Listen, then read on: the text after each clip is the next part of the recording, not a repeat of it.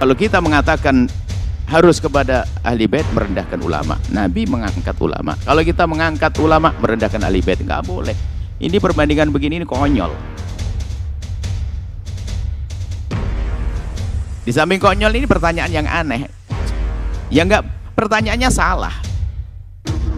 Maksudnya ungkapan salah. Contoh, belajar kepada apa? Sayyid yang udah segar. Belajar kan cari ilmu, gini loh. Mintalah uang kepada orang yang nggak punya duit.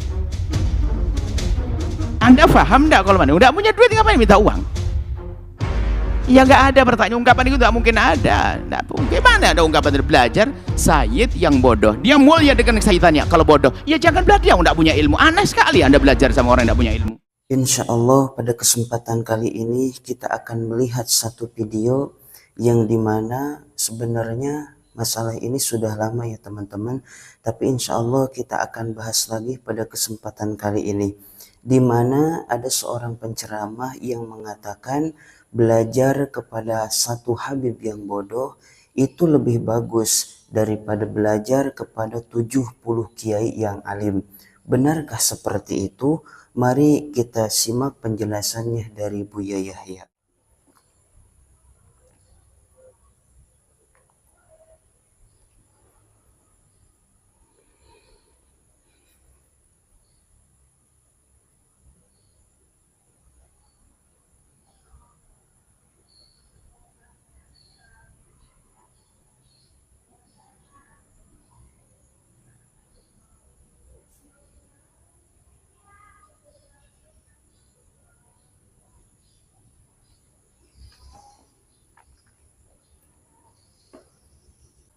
Perbandingan semacam itu perbandingan konyol.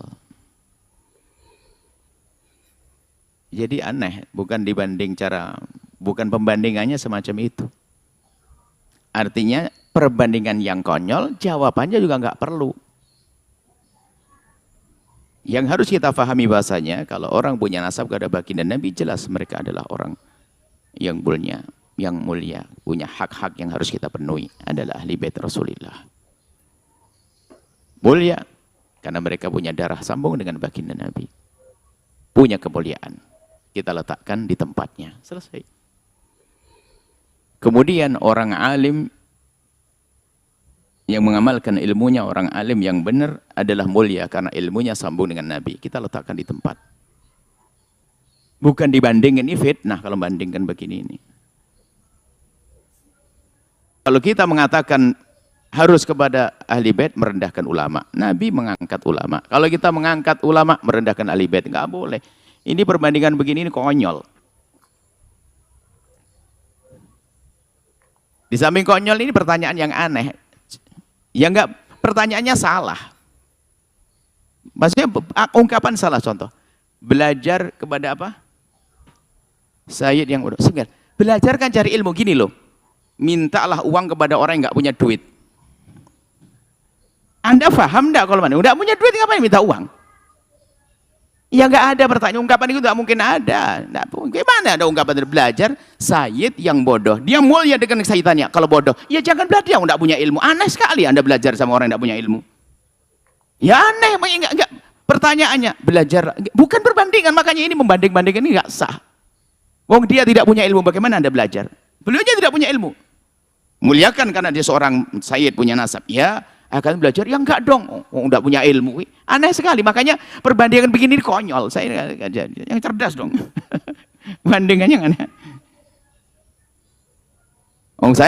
Saya minta ada dua orang. Satu punya duit, satu enggak punya duit. Cuman yang enggak punya duit adalah kerabatmu. Lebih baik kamu minta duit kepada kerabatmu yang enggak punya duit daripada enggak punya duit minta duit. Bagaimana Anda ini paham enggak punya duit? Jadi maksud kami itu, cuman kadang-kadang bahasa-bahasa begini menjadi sebab kita merendahkan, naudzubillah, merendahkan ahli bait Nabi, sisi merendahkan ulama. Nggak boleh, ini kalimat yang nggak sah. Apalagi satu banding satu saja, bukan untuk membandingkan ini. Satu alim yang bukan sayyid, satu sayyid yang tidak alim. Bukan untuk dibanding-bandingkan begini. Semuanya punya kemuliaan yang harus kita pandang. Bukan dijejer dibandingkan. Membandingkan ini justru salah. Ini mau merendahkan satu. Mau merendahkan ulama, merendahkan sayyid, ya nggak bisa dong. Yang membandingkan ini malah bahaya banget.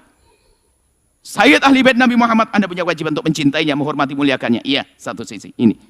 Tapi belajar, ya enggak dong, enggak punya ilmu. Ada belajar apa? Ilmu itu ilmu jelas, ada sanadnya, ilmunya ada. Ini orang ilmu, Anda ambil ilmunya. Jadi tolonglah jangan aneh-aneh lah. Kita perlu yang kritis. Kemudian kebiasaan merendahkan adalah merendahkan ulama. Anda mau sambung dengan Nabi, enggak mungkin, karena ilmu adalah dari para ulama.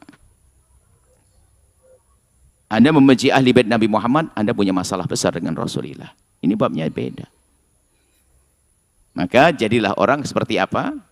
Jika Anda bertemu dengan ahli bait Nabi, Anda punya kewajiban untuk muliakan dia. Baik dia bodoh atau pinter. Itu loh baru benar kalimat begitu. Cuman cara muliakannya adalah sesuai dengan kebutuhannya. Bukan muliakannya ada seorang sayyid, bang minta duit, bang mau mabuk, Anda kasih, Anda kurang ajar dengan Rasulullah. Oh dia mau mabuk, Anda kasih. Nah ini, jadi cara menyayanginya adalah cara menyayangi yang benar. Dan ingat, jangan ada sedikit hati dengki. Dengki tersembunyi. Sayyid ya. Nah, apalagi di saat ada sayyid mabuk lalu dia tepuk tangan, hati-hati Anda bertepuk tangan dengan cucu Nabi yang melakukan kehinaan. Mesti Anda lebih menangis karena apa? Itu cucu Rasulullah. Hati-hati jangan ada dengki. Dengan ulama hati-hati jangan sampai tidak menghargai ulama karena mereka adalah warasatul anbiya. Ya, seperti itu. Jadi dengan ulama, belajar dengan ulama, belajar dengan orang yang berilmu dong, yang jelas ilmunya dong, sanad ilmunya harus ada, ilmunya jelas. Belajar itu harus ada, belajar kok kepada orang yang tidak berilmu ya nggak mungkin dong. Nah, seperti itu. Jadi bukan untuk dibanding-bandingkan, hati-hati ya, jangan ada benci kepada ahli bait Rasulullah. Jangan sampai ada tidak punya penghormatan kepada ulama, tidak ada punya cinta kepada ulama. Ulama adalah penyambung kita dengan baginda Nabi SAW dalam sisi ilmu. Ini saja insya Allah. Semoga Allah menjaga hati kita. Hati-hati ya. Teman hari ini sudah mulai kita diajari untuk benci kepada ulama. Caranya macam-macam. Misalnya ada ulama manusia. Tiba-tiba ada ulama melakukan pelanggaran, kemaksiatan dan sebagainya. Dipukul rata dasar kiai seperti itu. Berarti ada benci dari kemarin. Wah kiai, saya tidak percaya dengan kiai. Saya tidak percaya dengan ustadz. Saya tidak percaya dengan pondok. Nah Anda sudah terbawa. Anda tidak cerdas lagi. Anda suka menyamakan semua orang. Ini bahaya. Sama melihat Said, ada Said yang benar satu, dianggap semuanya Said benar. Anda nggak cerdas. Said adalah manusia. Ada yang baik, ada yang tidak baik. Yang tidak baik harus kita perlakukan tetap kesayidannya, duriahnya sebagai duriah Nabi tetap. Tapi caranya kita beda menyelamatkan beliau. Nah seperti itu, jangan sampai kita ini. Pokoknya jangan hawa nafsu deh, membenci ulama sekarang dengan dengki pada ulama, menjinda saya dan sebagainya. Hati-hati kita punya hitungan. Allah Maha tahu di hati kita, hai hamba Allah. Cuman sekarang ada upaya-upaya kebencian. Ada mungkin pondok melakukan satu kesalahan. Mungkin ada ustadz yang pengkhianat dan sebagainya. Kita dengar berita ada satu pondok misalnya ustadznya atau ustadahnya begini-begini. Langsung komentar banyak. Makanya saya tidak percaya dengan pondok. Bahkan paling dimakan sama kiainya dan sebagainya. Memang ada yang makan begitu ada. Tapi jangan dipukul rata dong. Makanya milih guru itu penting.